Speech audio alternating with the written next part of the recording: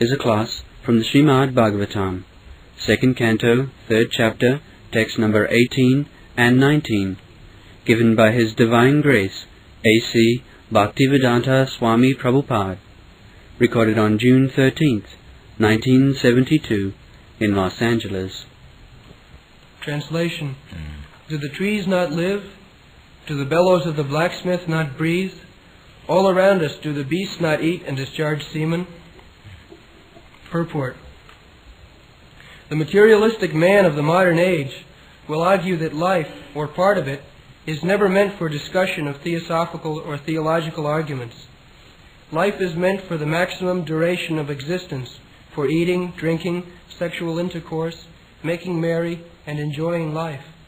The modern man wants to live forever by the advancement of material science, and there are many foolish theories for prolonging life to the maximum duration.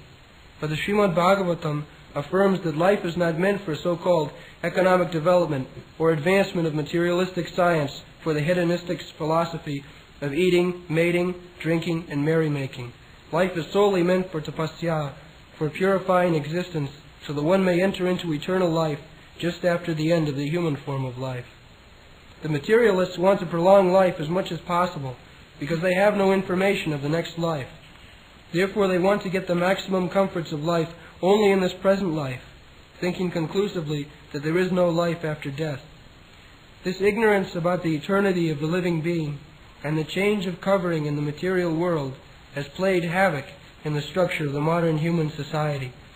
Consequently, there are many problems multiplied by various plans of modernized man. The plans for solving the problems of society have only aggravated the troubles.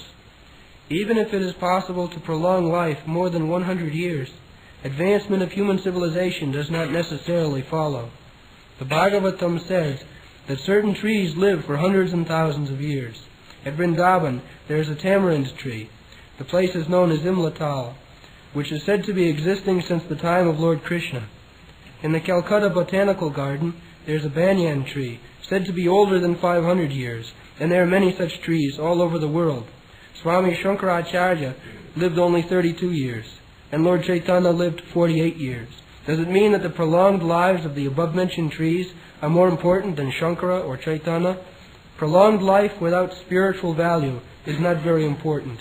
One may doubt that trees have life because they do not breathe, but modern scientists like Bose have already proved that there is life in plants, so breathing is no sign of actual life. The Bhagavatam says that the bellows of the blacksmith breathes very soundly, but that does not mean that the bellows has life. The materialist will argue that life in the tree and life in the man cannot be compared, because the tree cannot enjoy life by eating palatable dishes or by enjoying sexual intercourse. In reply to this, the Bhagavatam asks whether other animals, like the dogs and hogs, living in the same village with human beings, do not eat and enjoy sexual life.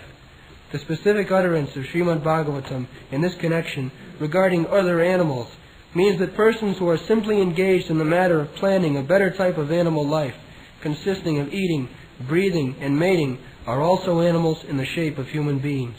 A society of such polished animals cannot benefit suffering humanity, for an animal can easily harm another animal, but rarely do good.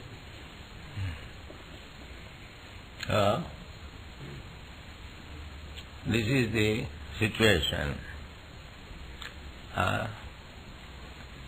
We have discussed in the previous verse that we are decreasing the span of life. The scientists will say, no, we are making arrangement so that by science we shall make man immortal.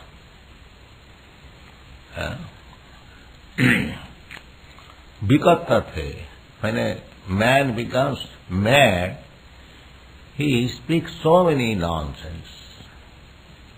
Like a child also speaks so many nonsense things, the parents enjoy it. Similarly, the so-called scientist, when he says that by scientific method we shall stop death. So, there is no evidence in the history of the human society that a man has not died.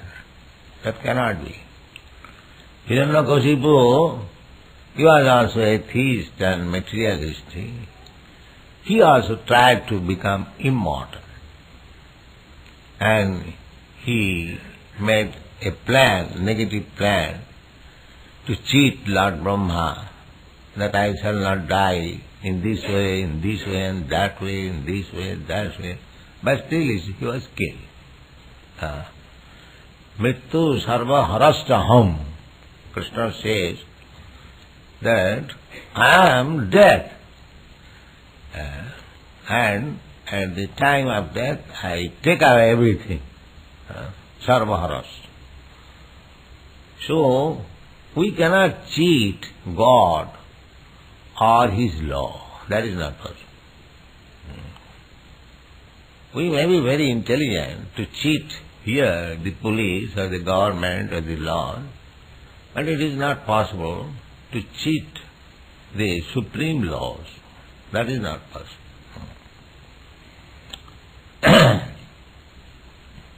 Therefore, in order to avoid the superintendence of the Supreme Lord, because there is superintendence, as it is stated in the Bhagavad Gita, you have read, Maya dhapsena prakriti siyate sacharacharam. Under my superintendence, the law of nature is working. So we are under the laws of nature. The nature is very vigilant, a strong agent of Krishna. Devidhisa gunamayi mama maya duratya. So, we cannot avoid, even if we deny there is no God, there is no systematic government or stringent laws, just to avoid our responsibility, but that will not save us. Now the argument is, in the previous verse, it is said that we are decreasing our duration of life. The scientists will say, no, we shall stop it. Taking this argument, Bhagavad says, suppose you stop death. It cannot be. Suppose you increase the duration, span of life to a very extensive way. In reply to that, it is said that what is the use of living for so many years? If the life is not properly utilized, now the living for many, many years, so the trees are also living, standing in one place, living for many years. In San Francisco we saw, they say that one tree, very tall, very stout and strong, and it is said that this tree is standing there for 7,000 of years. So what is the benefit? So we can argue that you cannot compare with sea and us, because we have got so many facilities. What facility? The facility, the tree is life, there is life admitting, but it cannot breathe. So immediately the answer is, Bhastra king na sasantata. Bhastra, bellow, you have seen big bellows in blacksmith shop. That is also made of skin, just like our body is made of skin. That bellow is also made of skin, and it has got a big nose, and breathing is coming. So these are the tangible examples. If you want to increase your life, or there are many living entities. They are living many, many years more than you. So what what is excellence in your part? And if you say that I am breathing, the tree cannot breathe. Oh, there is the bastra, the bellows. It can breathe better than you. Then he says, no, they have no enjoyment of eating and mating. Then the Bhagavad replies, Ki na khadanti na mehanti kingrami pasavo pare. Wherever we live, there are many other lower animals, just like dogs, cats, hogs, asses, animals, camels, of course. In city we do not find these, but in villages these are domestic animals. Dogs, asses, horse, camel, monkey, and so many others. Therefore he says, Grame, in your vicinity, in your neighborhood, there are many animals. They have got the facility of eating and sexual intercourse. So how do we excel them? The modern civilization is such a foolish civilization that they think they are advanced. And in which way you are advanced? The animals, the trees, they are far advanced than you in this matter. So far bodily necessities are concerned, you cannot compete with them. You are flying, so you can fly by aeroplane. Or the vulture can fly more than you. It is a vulture and it flies many miles above. And it has got very sharp eyesight. The vulture is so up, the business is where there is a dead body. That's all. He is trying to find out. Where is a dead body? You see? It goes high, but the business is to find out a dead body. That's all. Similarly, this advancement of science, increasing the duration of life, increasing the sex power, especially in these days, as soon as there is lack of sex power, there is divorce suit. Yes. But you have seen the dogs and cats, how much sex power they have got. So, begetting children, the hog can beget children, at least 3 dozen a year. What we can do? In 3 years, it is hardly we can produce one child. And the hog will produce in 3 years at least 36 children. So you cannot compete simply by competing with these things, animal life. That is not excellence of your life. Real excellence is that these animals, they cannot become Krishna conscious. That is the difference only. You can excel with all these lower animals, trees, birds, beasts and others, so many, only by awakening your Krishna consciousness. That is the only business. And if you lack in that matter Krishna consciousness, then the other animals, lower animals, they are far, far advanced. They are far, far advanced. So, as human beings, we should consider all these points. And Bhagavad is pointing out each and every step of our life and helping us how to become Krishna conscious. When Narad Muni advised Vyasdev that you have written so many books, but actually they are not very much beneficial to the human society. you write such a book that they will come to Krishna consciousness. So this Srimad Bhagavatam is especially written to bring these rascals and animals to come to Krishna consciousness. The so-called advanced civilization going to hell, they do not know. Adanta gobhi visatang tamistam punap punacharvita charmanana. Chewing the chew. So many advertisements only for drinking and sex. When we go to the beach, the two sides, the advertisement full of drinking and sex. That's all. It's an animal civilization. Don't be proud of this rascal civilization.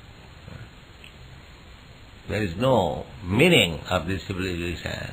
And big professor, he said, Swamiji, there is no life after death. Let's see. And he is a professor, he is teacher. This is the position. Fools, rascals, they are leaders, professors, and scientists and philosophers, and pushing us towards hell, that's all. Because they do not know what is the value of life. They do not know that there is life after death. Otherwise, why there are so many varieties of life? They concoct their own conclusion. They do not refer to the authorities, what is the actual position. They manufacture their own way of life. It is very dangerous civilization. Because dangerous in this sense, that this life, human form of life, is especially meant for God realization. But in that subject matter, they are blind. There is no education system, there is no university, nothing of this sort, simply animalistic way of life, how we can increase our eating capacity, our sexual capacity, and this is going on. So Bhagavat is pointing out, my dear sir, by these things you cannot be very much proud.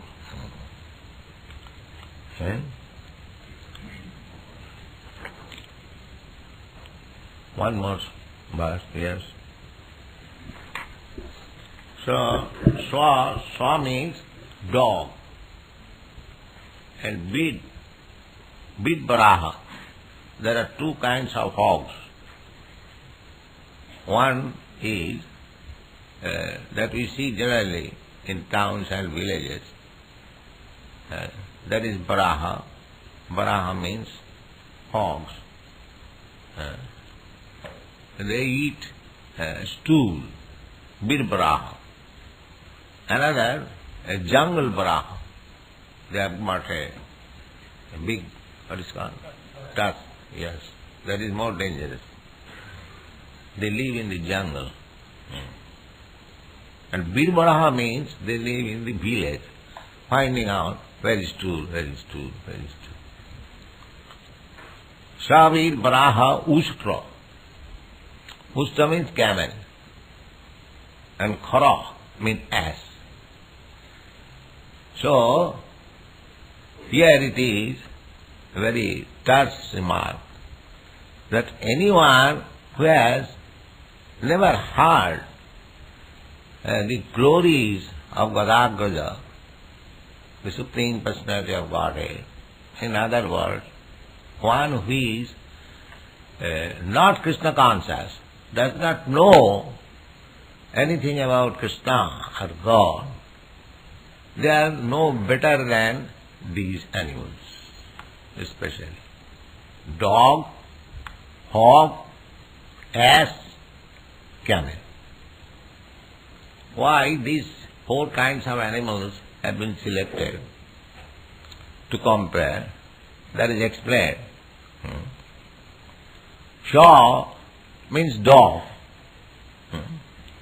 A dog, however powerful it may be, very strong, stout,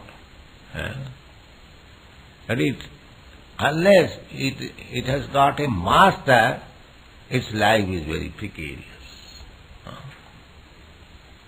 Dog. Just see our education at the present moment, very advanced education. Many Indian students come here also to take advanced education. But actually, if we consider this education creating dogs. Why? Because however technologist you may be, if you don't get a suitable service, all your education is finished. Therefore, after education, you will have to write application. My dear sir, I am such and such qualified dog.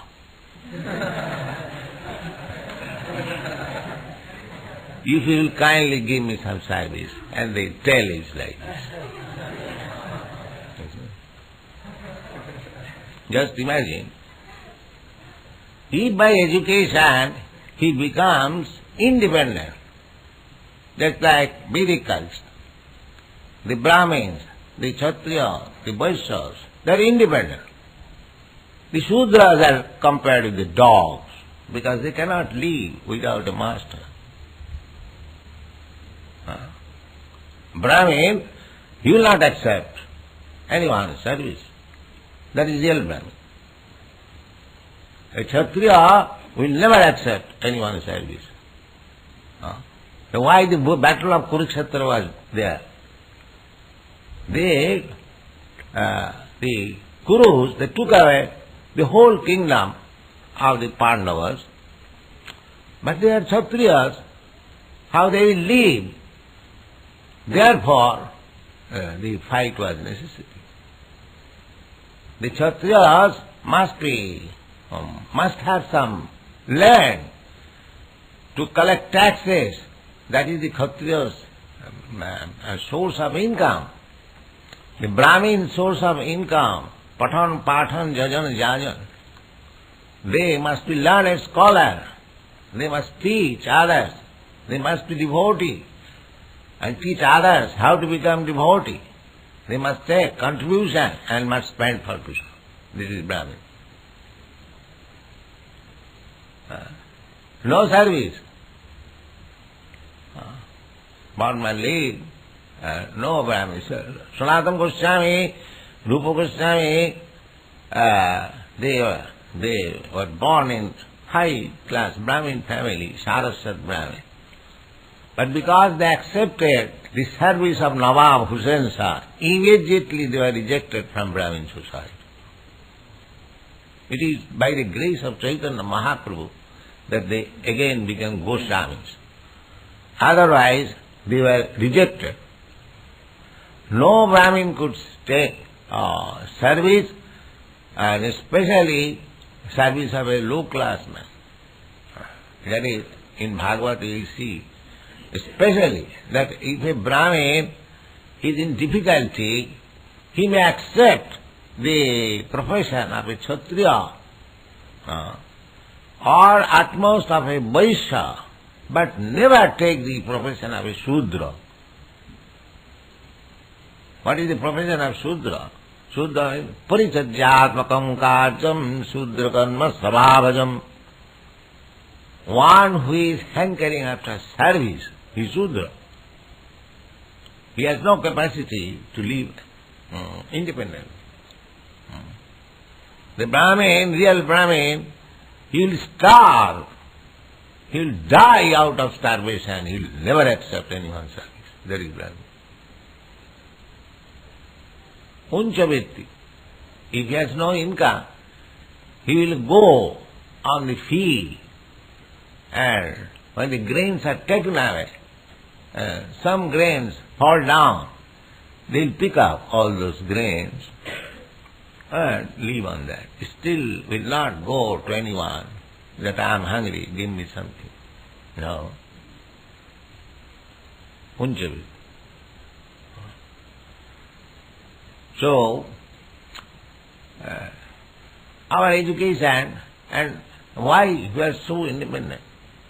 because the education was very high, Vedic education, satisfied with Brahma realization, Brahma Bhuta Prasannatma.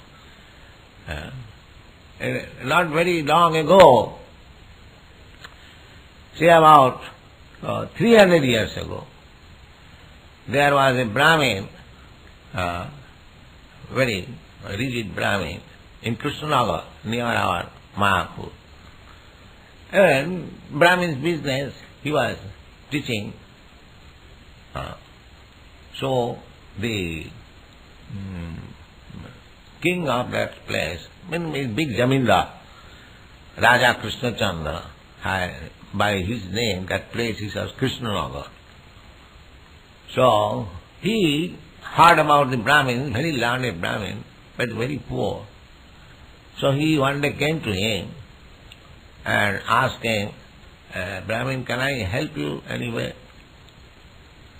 So he said, no, I don't require any help from you. So I see you are so poverty-stricken, you have no sufficient means. No, I am not poverty-stricken. My students, they get some alms of rice. So my wife boils the rice, and here is a tamarind tree. So I take some leaves and boil it, and that's sufficient. Why I am poverty-stricken? He is satisfied. Whatever is coming automatically, that's all. He doesn't require any higher standard of life, any botheration. He is satisfied. Little rice and tamarind juice, that's all. So in each and every home, formerly, this independence was very much valued. So at the modern education, this independence is being killed. People are becoming unemployed. Machine, high technologist means he must find out a job where technological machines are there, otherwise he will starve and he'll have to go from factory to factory. Will you give me some service? No vacancy. Yeah. So we shall discuss further next tomorrow.